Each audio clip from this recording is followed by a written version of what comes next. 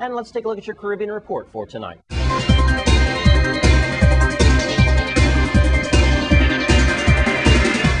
Diabetic sufferers in the Caribbean from now on will have to decide whether or not to keep taking the blood sugar control medication known as Avandia, which is being linked to heart attacks. European Medicine Agencies says it was withdrawing Avandia for the Caribbean, which has some of the highest rates of diabetics. This news will come as a blow to those currently using Avandia to monitor their blood sugar levels to keep healthy. And there are concerns in St. Lucia about the possible ramifications for the offshore financial sector after a confidential letter written to the Prime Minister, Stephenson King, was leaked to an Italian media. The document is at the center of a major political scandal sweeping Italy. The matter involves St. Lucia's registered offshore companies and that the Italian press claims are owned by the brother-in-law of a chairman of the Italian parliament. The offshore companies allegedly purchased an apartment in Monte Carlo at the price substantially below their market value. Professor of Law Rosemary Bella Antoine says that the matter could affect the future business of the island's financial service sector. And in Dominica, opposition prime ministers took their oath on Tuesday morning after returning to Parliament for the first time in nearly 9 months. However, their presence was short-lived as they walked out soon after the start of the morning's meeting's proceedings.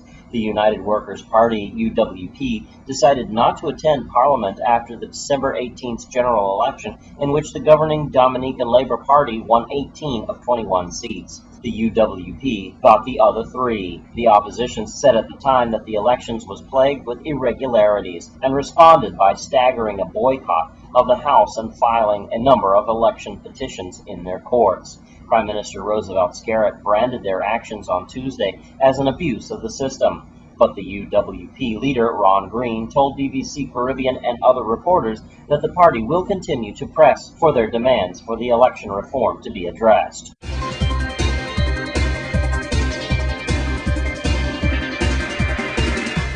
And that's your Caribbean report for tonight. Well, over the weekend, there was a celebration for the British Virgin Islands Friendship. Let's take a look.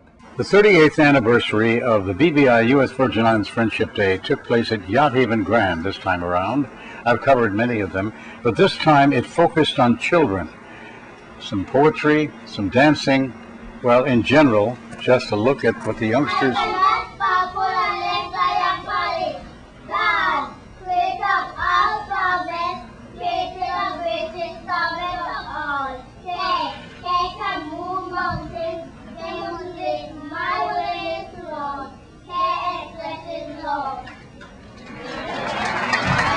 Thank you.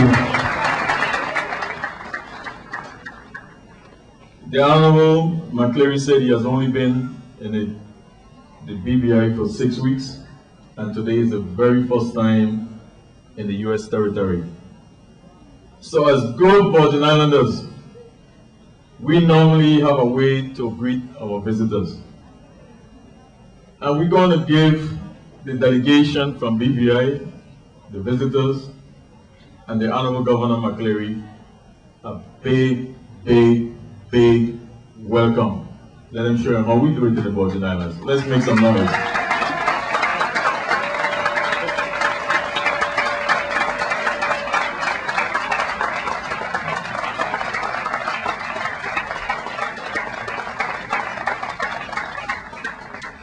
Again, I want to say welcome. Let's have some fun. And let's continue to be caring, loving, and sharing individual between the two countries, USVI and BVI. Welcome. Look forward to the events of the day, to seeing some of the culture and traditions here in the US Virgin Islands, and we look forward also to welcoming many of you, I hope all of you, back to the British Virgin Islands next year for the same event in Tortola. Thank you all very much for making us feel so welcome.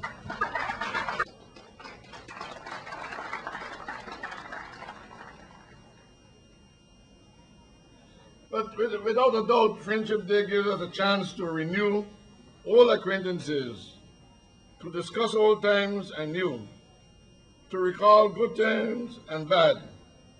Friendship Day allows us to reflect on how we have arrived, or survived, and flourished as a people despite the many challenges we have conquered in the past and those which we will surely confront us in the future.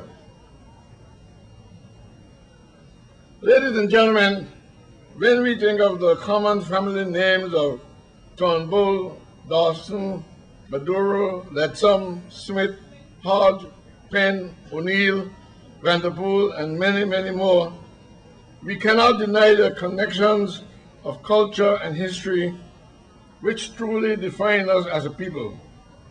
In that sense, there is no doubt that the people of the Virgin Islands are indeed one people.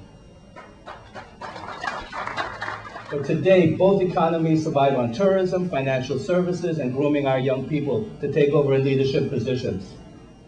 3 years ago, I started a process that wanted us to be able to be more within the Caribbean, both in sitting at the table and know what's going on.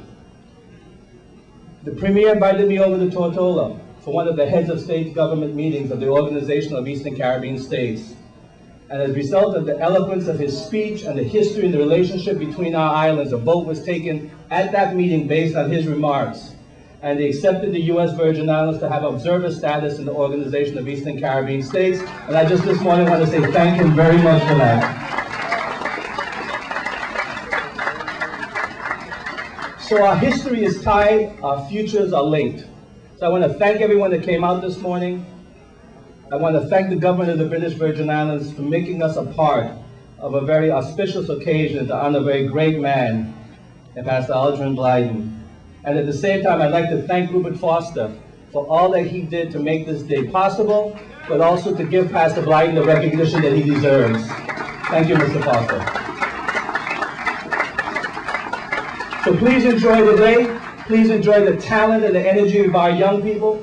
Please enjoy the shopping that's available to you. But more than anything else, please enjoy each other. God bless.